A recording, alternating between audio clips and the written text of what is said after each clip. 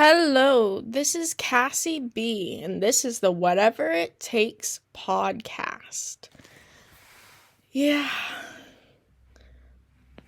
Lately, I've been doing these podcasts at weird times in the day. Last night, I did the one I did for December 3rd at almost midnight, and today I'm doing this one at 5 o'clock in the morning. But it's just, I don't know. I think it's funnest to do it when you feel motivated to do it, like when inspiration strikes. And I just felt that today. I'm still recovering from what occurred with my exam and everything like that, because it's something that's gonna last a little bit. I think I'll probably be mentally back in place by tomorrow.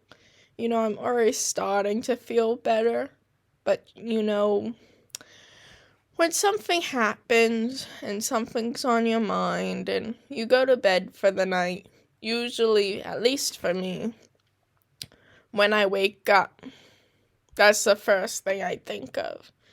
And that makes it hard to kind of push it aside a little. But sometimes we have to think about it and dive into it to feel better. Because, doubt starts to arise. We start to think to ourselves, did I really do everything I could? And for me, I really do believe that there wasn't anything else I could do. The whole experience was really like a roller coaster. I did the course. There wasn't anyone, teaching the course. It was self-guided, and it was really so much stuff that wasn't easy. And I tried to learn it all. I learned all the math, and I learned all this, and I wouldn't have taken the test.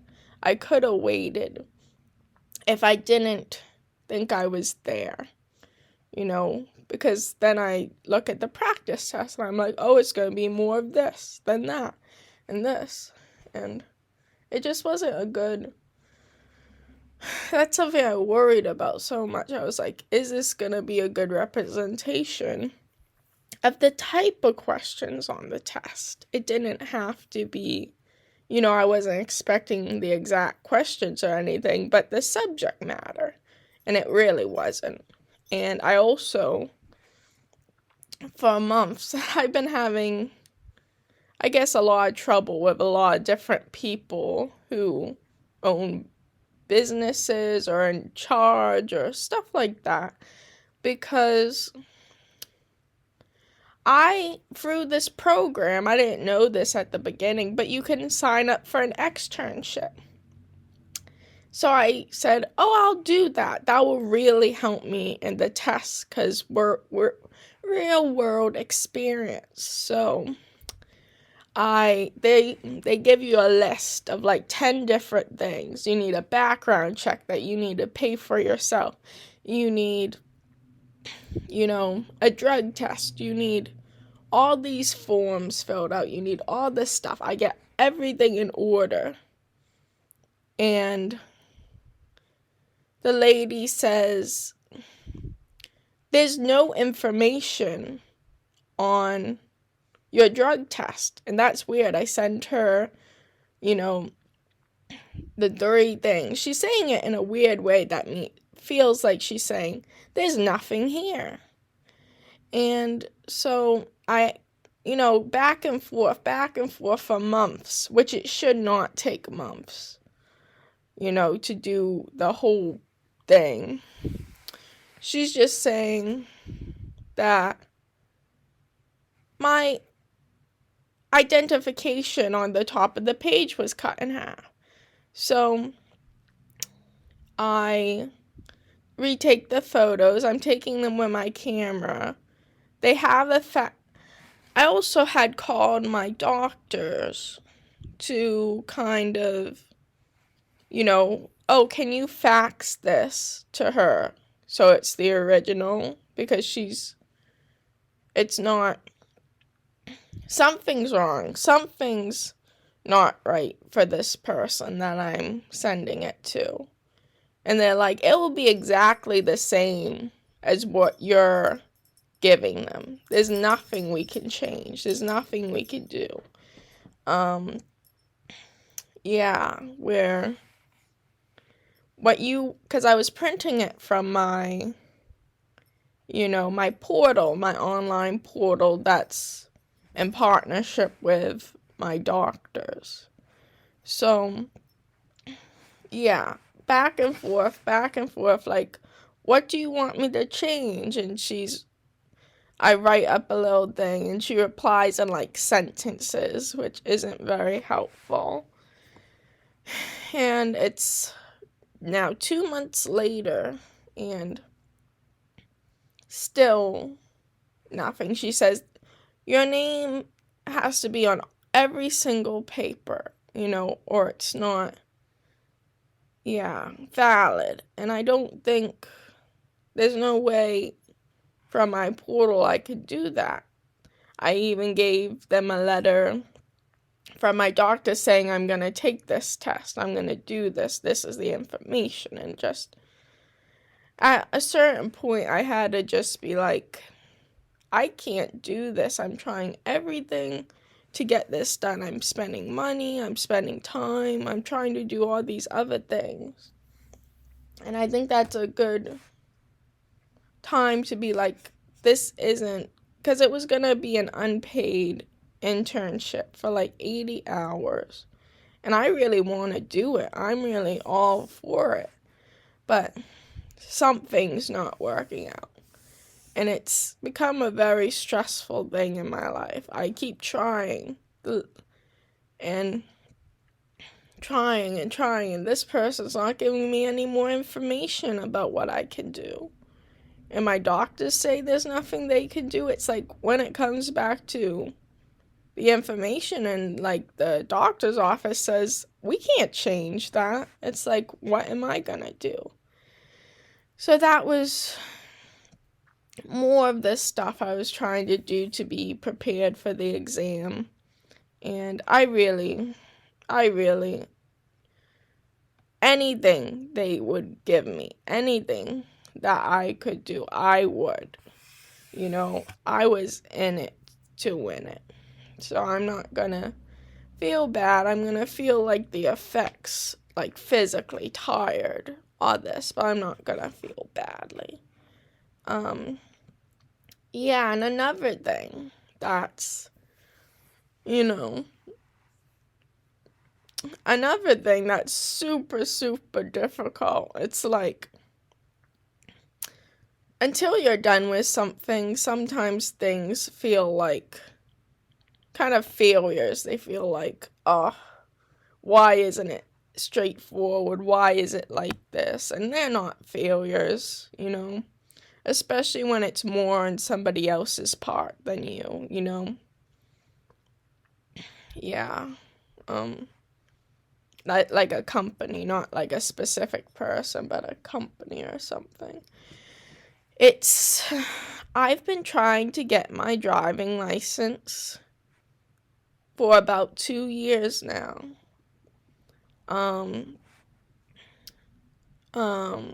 Let's see. In total, I've wanted my license since I was 16. I wanted to be able to drive, and like both of my siblings had that taken care of them by their aunt and grandmother. And yeah, when it came to me, it was just difficult because I had to do it all by myself, which is fine. But, I was doing that. I called up, because of the pandemic, a lot of driving schools for the first year had no availability. They wouldn't even answer the phone for me. So a few months there trying to find something. And then I find a driving school. And I go on the first lesson, and it's great. The guy's nice, it's expensive, but, I feel like it's good. And then a few lessons go by, maybe one or two, and I'm like, there's something not right here. There's something, I don't know what it is yet, but there's something not right going on in my lessons. And I realize whenever I'm driving with this guy, he's always on the phone. He's always talking on the phone, which is really distracting and dangerous and doesn't make me feel comfortable. And I'm like, I can't not say anything because I'm paying a lot of money to have lessons and he's not teaching me anything. Like, for a few lessons, he wouldn't teach me any of the parking or anything. We would just drive around in circles, turns are important, but for the price I'm paying you, I want to know how to pass the test. And he wouldn't talk to me, which was another big thing. So on the next lesson, because this is the only guy I can find at the time, called everywhere near me, called everything. So this is the only guy I can find at the time. So, at the next lesson I say, can you not be on the phone when you're in the car with me when we're having our lesson? And he says, oh, okay, I'll turn it off. And for one lesson, it was pretty good because I asked him to show me the turns. He showed me some of them, not for a very long time, but he showed me some of them. And then the next lesson, he's back on his phone, but he's not on his phone talking. He's decided that there's a loophole. He's going to text on the phone. So, I'm paying for these lessons. I'm paying for some instruction from my instructor. And he's not even looking at me anymore. There was one point where I just, I'm gonna turn and I just sit there. And he does nothing. He doesn't tell me to turn. He doesn't tell me to do anything. I'm just sitting there. Because this guy's not paying attention to me at all. And that's dangerous. So, that was probably my worst lesson. Because not because I'm a bad driver. Before I drove with this guy, when especially the first lesson, when he was like, oh, you're doing great, wow, things he probably didn't mean, but I wasn't a bad driver. But after I drove with him like 4 or 6 times, it got progressively worse. He wouldn't show up one time. One time he called me and he said, oh, is it okay if I come half an hour later? I want to go take a nap. And I'm like, what am I going to say? I'm like, okay. That's such a weird thing. That's so... You don't not show up because you want to take a nap. So, yeah. So it's really difficult. That was the first driving school I went to. They didn't make me feel safe. They weren't aware of anything. They didn't teach me. The guy would not show up sometime and not say anything about it. So one day I was like, because it was okay at the beginning. The first few lessons were okay, not great. But and then it got worse and worse, and I was like, I can't do this anymore. So I call up and say, I'm not going to be able to take lessons for a while. So I'm done there. I'm done there for the rest of my life. I didn't say that, but that's how I felt. So the second driving school I went to, you know, I scheduled a month before because they didn't have too much availability. I scheduled 2 lessons, and they were like a week apart in September. I do 1 lesson, and it's fine. The guy's teaching me stuff. They said they're going to teach me the route that we'd go for, the test. Somebody comes to their place and does the test. You don't have to go somewhere. So that would be great. But, one day the next week, the day of my lesson, the guy calls me and he says, and this is a new driving school, he calls me and he says, "Oh, I'm going to have to cancel our lesson because I have to go pick up my kid at school." And I'm like, okay, at least he called and didn't just not show up like the other guy would. But that's hard because I've waited a month for these lessons, So he says, don't call the driving school, just reschedule through me. So yeah.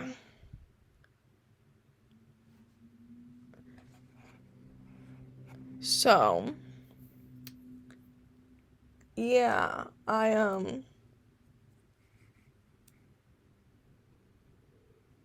I do 1 lesson with him, and I'm like, can we reschedule the lesson we missed? Because I think it was the first lesson. He was like, I gotta go pick up my kid, so I didn't even get to meet the driving person. And so I'm waiting. He says he's gonna call me, so I wait for a call. I wait about, I don't know. I'm really busy at this time too, so I wait like a week, and he doesn't call me. So I call and I text him, and he's like, "Oh, scheduled through the school." And it's like, I didn't say anything, but that's what I would have done. That's what I would have done if you didn't tell me to schedule through you. So I called the school. They don't have anything, and then I called 1 week later than I would have because he said scheduled through me. So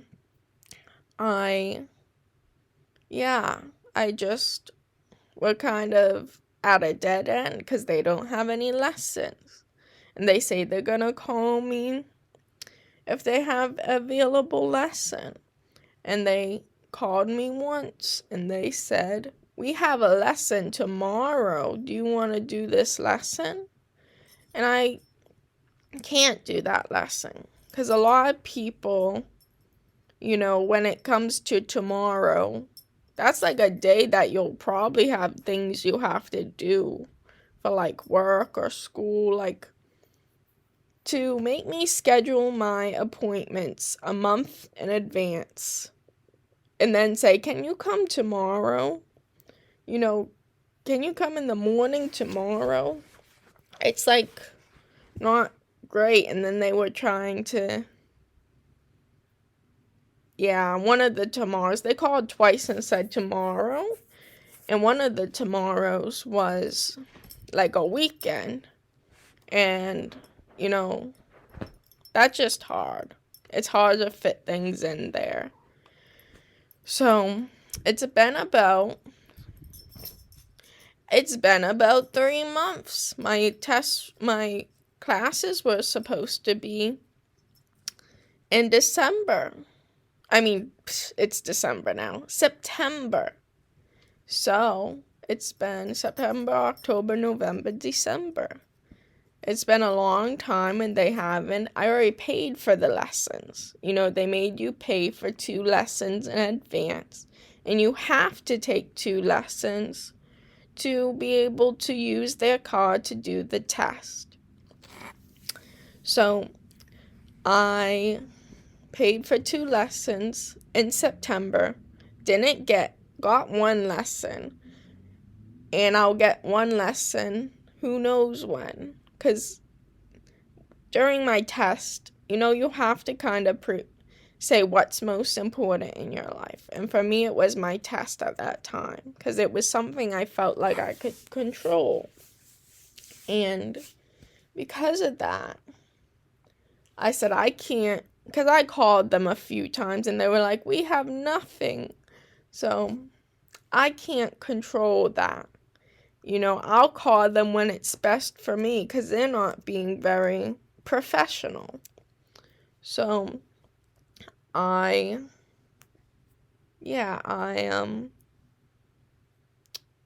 still haven't had my lesson. And that's going to be one of the things after my test. After my test is over, and I can't retake it for 2 months. I am going to, focus on, because I deserve the lesson. It really is not great that it's going to be 3 months apart, because you go to lessons to learn. And of course, I'm not going to remember everything from the lesson that was 3 months ago. I don't know. It was just not a good situation. Both of these driving schools. Driving schools feel like those things where they never have a backup person. So if they can't make it, they just can't make it. And it's not fair. Life's not fair, but just, kind of to forget, this person paid money for this thing. And where, obviously, they might not have any openings for 3 months. But obviously, I don't know. I just wish they checked in more to be like, we have something, we don't. Because after I pay, of course I'll do it. Of course I'll call them and everything. I don't think it's my job to find myself a lesson after somebody else cancels on me. I know how life works, so of course I'll have to, do it, and that's totally fine. But just hard. It's hard that driving schools are really expensive, and I just really want to get it over with, and it's fine to feel that. Sometimes you should want to relish in things, but this is very hard. So I'm really working towards that now. I feel like I kind of not lost my footing in life, but kind of, I don't know. Things have changed. Things can change so much in like a day from the events that happened. And I still feel good. I still feel grounded, but I feel like, I'm blowing in the wind. What is going to, occur in my life? I am, just trying to figure this all out. And I'm happy to do that. I'm happy to be able to figure this all out and do this, and going to just relax for these 2 days, really. Enjoy myself. I have some fun things planned for today, and just let myself do whatever I want to do. And then in a day or 2, I'm going to apply to the places I wanted to work at, because I still think I still think I can get, a job there. I still think I have a lot of merit and a lot of capability when it comes to working and interviewing. And yeah, I just wanted, to do that test, to make that accomplishment, so it would kind of, I don't know if I want to say like boost my ego, but kind of like give myself a reason to feel confident. And I shouldn't need a reason. I've done so much, so my confidence would just come from myself, and being a human being and being, lovely sayings like you're special because you're you. You're special because you're the only one who can be you. There's nothing you have to do to earn that. But I just wanted the energy from it. I still think I was doing the right thing, because studying for this and stuff, I tried to get as much help as I could, but it was very, very difficult to get that help from anyone this year. Not like anyone, but any, like, corporation, things you have to work through. Like driving school or the test center, not the test center, but the North Shore, like, externship people. And yeah, but it's been a very good morning, at least. It's very early, but I am having a good time. And yeah, when stuff happens, usually I have a lot of dreams at night. So I had a lot of dreams that I don't remember. And I used to be able to do it pretty well. Used to be able to like meditate on the dream and how you feel. You'd like recite every detail you remembered to me. Like, oh, this dream made me feel this way. And I remember there was like, a girl in this dream.